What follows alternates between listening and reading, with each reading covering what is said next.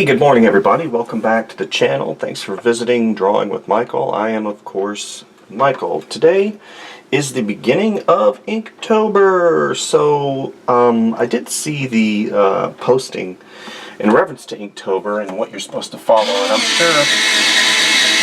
Sorry about that. That was just a guideline. So what I'm going to do is I'm going to do my own thing. I do things kind of random anyway. But today I'm working on toned paper. I'm using the Color Erase pencil. I'm not going to do any color today. I'm literally just going to pencil and then go right into inking because, of course, it is Inktober. So today, since yesterday I had kind of a dud, you know, we all have duds every once in a while that we just kind of want to ignore. Hopefully today's a little bit better, right? I hope.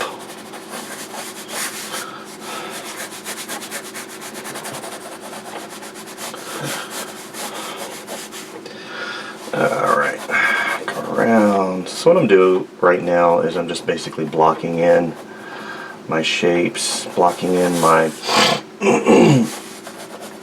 what I basically want to do for my subject matter. So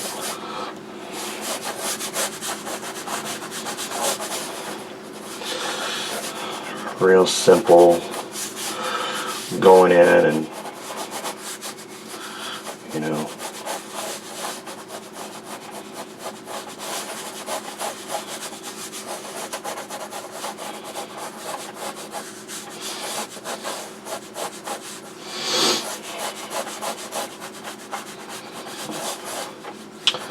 today is, of course, a teaching day, so I've got to go back and really just kind of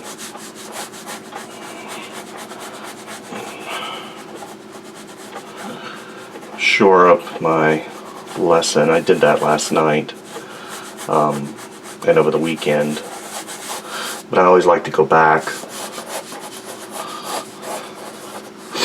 and redo a couple things because I'm one of those people. I don't know if you're one of these people, but I like to make sure that I get my best foot forward, and occasionally I'll do something and it'll be really quick, and then I'll have to go back and I'll have to redo some stuff because I come back with it with fresh eyes. This happens a lot in my drawing.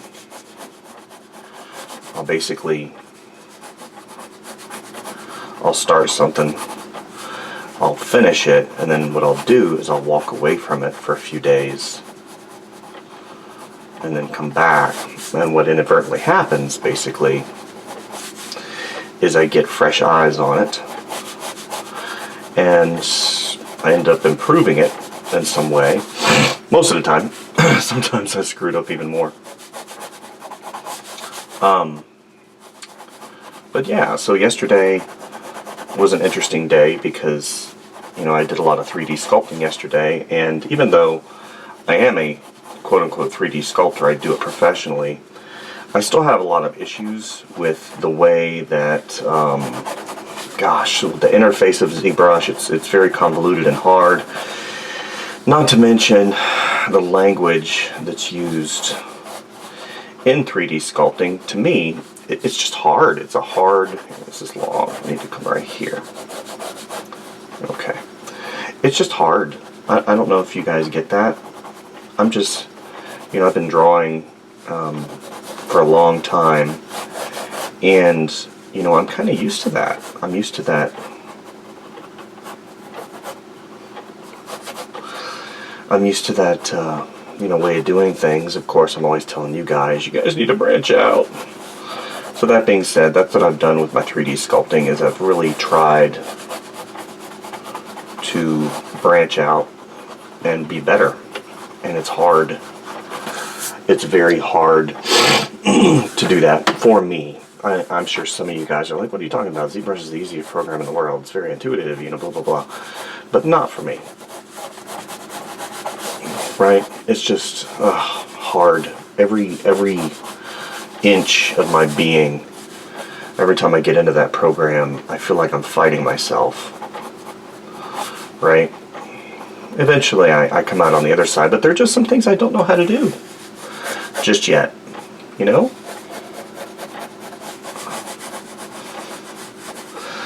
And whenever you don't know how to do something,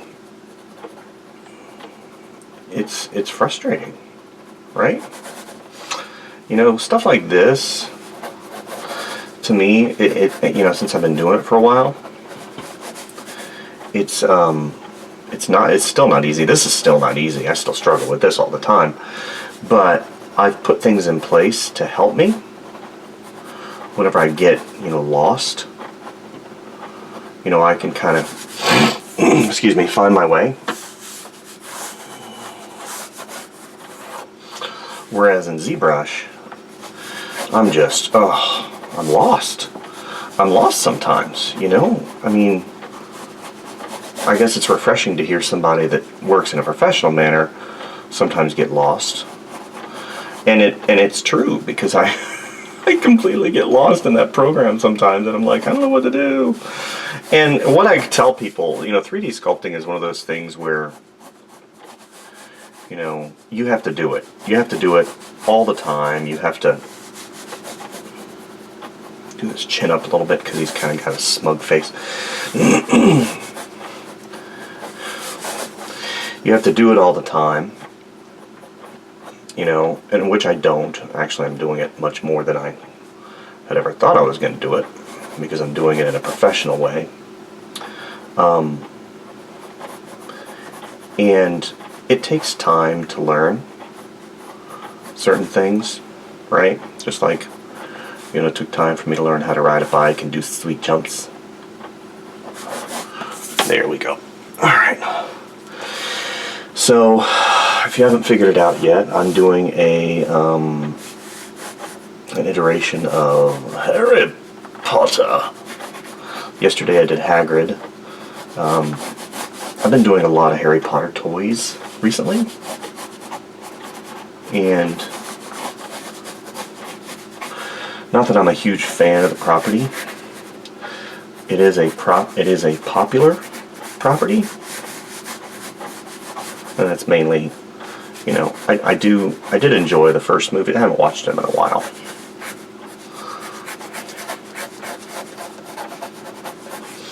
But yeah, as I get distracted and I start talking to you guys, what I'm going to do today, since today is an Inktober day, I'm basically going to sketch out what I'm going to ink, and then I'll do the inking on time-lapse.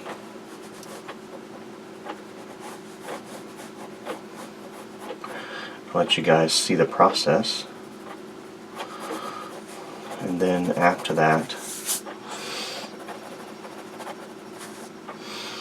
I will do a wrap-up.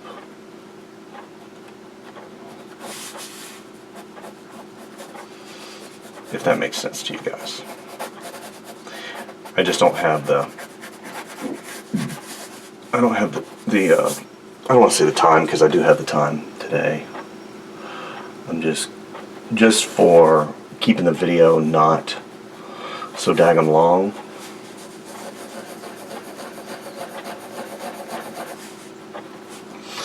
I'm going to do it my way.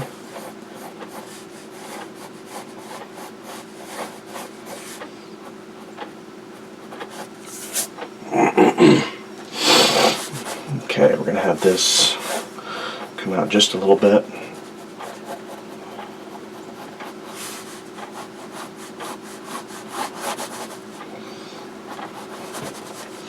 Okay. On there. Have that come down. I'm going to have this upper lip kind of come like this. And like this. I'm going to shade that upper lip just slightly, right? And have that bottom lip come out just a little bit. There we go, that's not bad.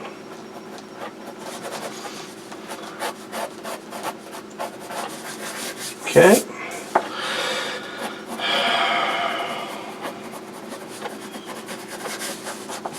Okay, come around. Now I'm going to have this come here.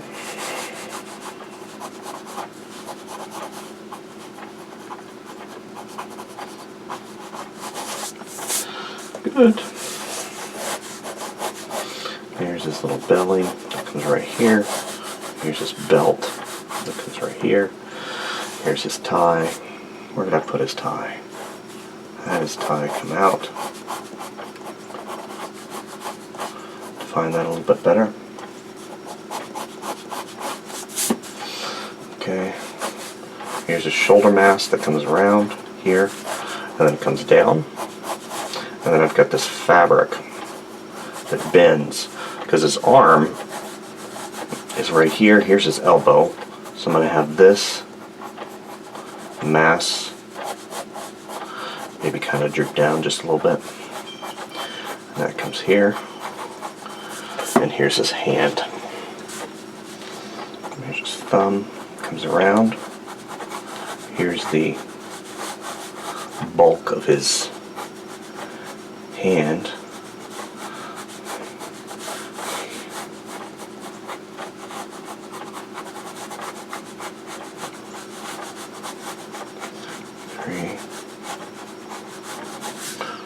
Whoops. That's not right. See how much longer this is? That's a huge hand. Oh my gosh.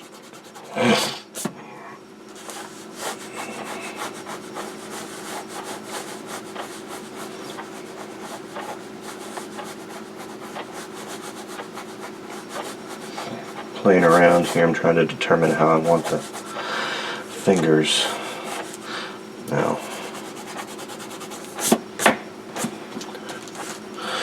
okay, so what I'm going to do instead of messing around with that, because I'm going to get frustrated with this pretty quick. I'm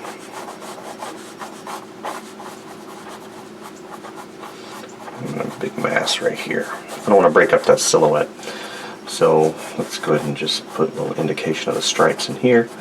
I'll go ahead and come back. I'm not really sure what I want that hand to do yet. I've kind of landed on this hand. I want this to be his wand hand. Right? So maybe in here. Comes here. And here's his knuckle. Right here. And this kind of comes around. And this comes right here. Three. Okay, I don't really see the other half. Well, maybe we'll have that come right here. Because it comes under his hand, right? I've got this hood that comes around here. Here's his body mask that comes like this. But it is, he's got his hoodie on, so it comes around. I don't want to mess up the silhouette too much. Okay, here's his, where his leg comes out. It's going to come down. Here's his knee. Here's his other knee right here. Right? But he's got pants on, so I'm going to have that come around. Kind of ran out of space down here. That's not good.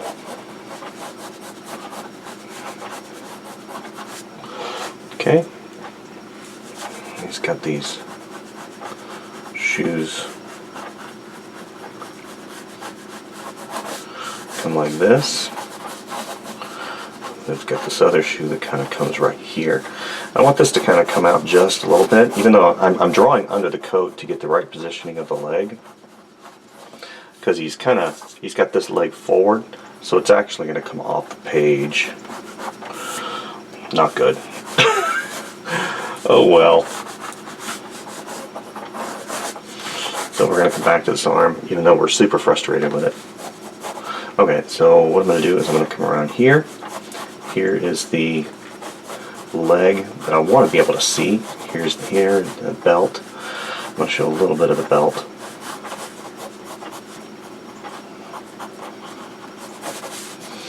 Here's that coat mask that comes around, or the hoodie, excuse me, comes around. It's going to go behind the wand, right? And I got this hand that comes here. I got this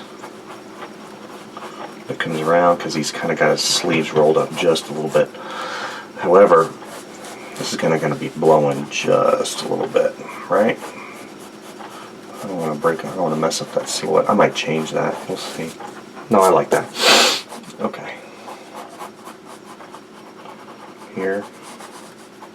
Okay, so what I'm going to do, since I want to spend a little more time on the sketch, I'm going to put you guys on a really quick time lapse. Excuse me. And watch me struggle with this hand. I'm going to go back. I'm going to redefine some of these areas right here, like this hair. I don't like this hair. This is too scribbly. I need to have it come forward a little bit, like this, like that. So I'm going to have this big shape here. I like that. Have this come down. I need to have this ear come out just a little bit more.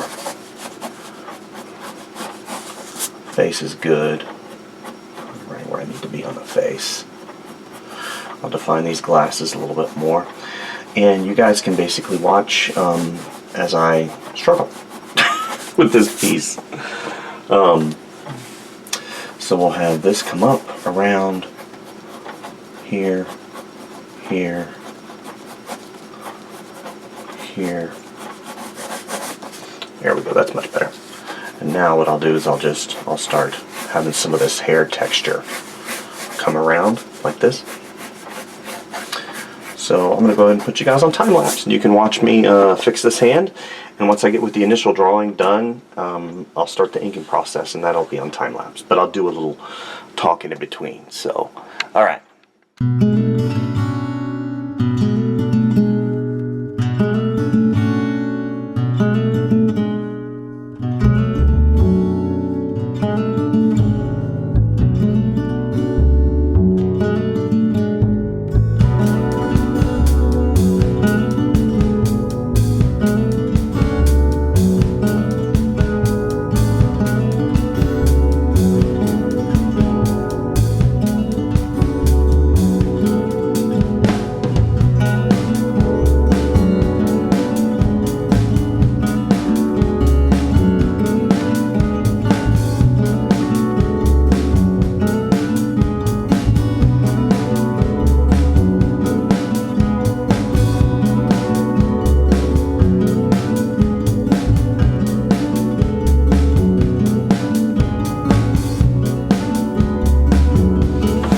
Okay, now I'm moving on to the inking process for you guys to let you watch.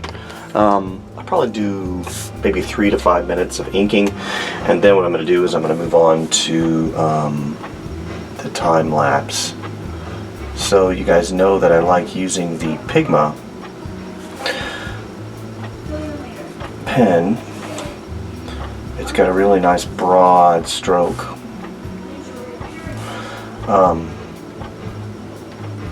But the problem with the Pigma pen is, what I've noticed, especially recently, is the fact that it interacts with the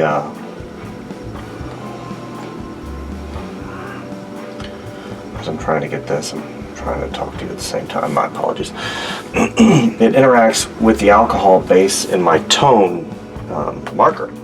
So for today, I think, you know, and going forward, even though I love the Pigma marker, you know, the way that it feels, it's got really nice, you know, stroke and lines and everything like that. I'm going to use good old tried and true my Sakura markers here, my paint brush pen, which I absolutely love. I love these things. You can get these from Michael's or Hobby Lobby or Jet Pens for really inexpensive. They're just a great tool, and they dry really quick. You know, and that's important, especially whenever you're inking, because you want You don't want to stick your hand in your work, right?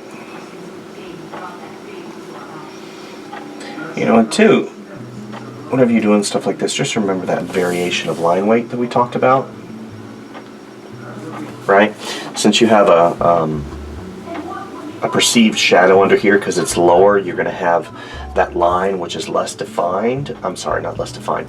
That line which is more defined, and things, whenever you have two places connecting, you're going to want to have a thicker line, right?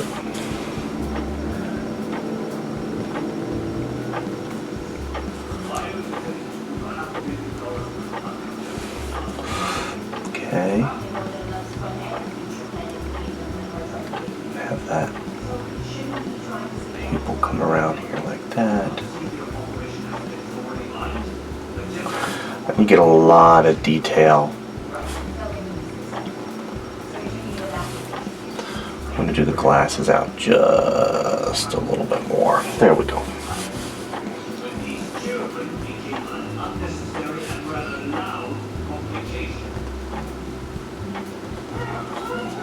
There we go. I encourage you, if you're not doing Inktober, which I was already kind of doing Inktober with my daily drawings, I encourage you to challenge yourself, right? As, illustrators, artists, designers, creative people, you need an outlet. See, that's the only thing. I think I remember why I stopped using this, because it's got a little burr on the end. See that little burr? Not a big fan. To do something. Do something for yourself. Do something, obviously, if you have work, you want to kind of regulate how much that takes of your life, because as artists, and especially me being a freelancer, when I first started doing this, I really regulated my time of how much I was going to work every day. I was like 10:30 to 4:30 every single day, because I wanted that first little bit to be mine. What inadvertently happens is, you get mired down in the amount of work that you have to do, because you don't want to lose those clients. But the problem is, I found myself working all the time. I mean, dude, I was working like 16, 17 hours a day. I was coming back after I ate, dinner. I would go and tuck my kids in, say goodnight to my wife, love you, and then I would come right into the studio, and I would work until, 12:30 midnight. And what that did was it destroyed my joy for what I did. So I encourage you to really regulate. Now, if you have a deadline, obviously you have to take care of the deadlines, but you really need to kind of balance that life. And if you guys, some of you guys have studio jobs, which I understand. And, whenever I was at Disney, I asked a couple questions of the artists that had been there for years, and they were surprised that I still drew as much as I, was drawing. And I basically iterated to them. I said, well, nothing lasts forever, meaning the job at Disney. Eventually, whether you retire, whether they fire you, downsize you, change your responsibilities, change whatever, the reality is nothing, lasts forever. So you need to kind of hold on to your happy medium as far as what you're doing as an artist, and have your stuff, excuse me. So I'll put you guys on time lapse, and we'll do a wrap up at the end.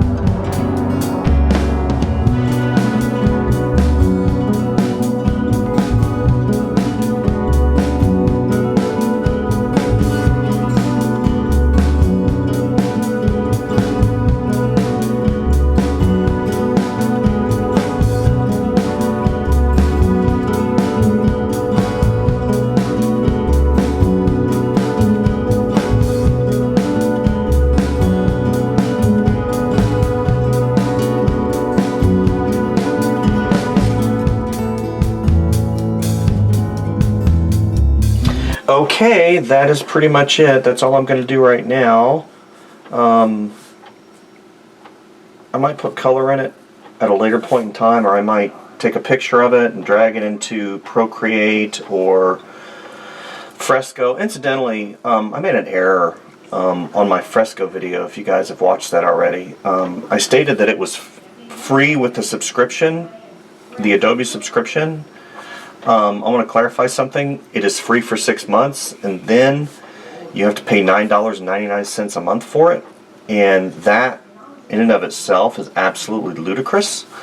I don't recommend that program under any circumstance, so, you know, in reference to that type of payment structure. I understand, you know, they got to make money, and I support the developers, but if Procreate can charge you, you know, whatever it is, X amount of dollars, and have a great product and support it and still be a lucrative company, then, man, why Adobe, why in the heck are you charging $120 a year, you know, for that? I'm already paying you so much money for my Adobe subscription. Why can't I have, you know, this mobile app that is good? Why can't I have it included with my, you know, subscription? And that to me was kind of crummy. So my apologies for not good clarification on that. I had a lot of people contact me correcting me, which is fine. I definitely support the correction, and that's why I'm making that statement now. So anyway, thank you guys for visiting the channel. This is Inktober. You know, 2-0-19. That'll be number 1, and hopefully whenever we get all finished with these, I'll put some of these up for sale. But right now I like to keep everything kind of close to heart. So thank you guys for visiting the channel, and definitely like and subscribe and share, and we'll see you soon.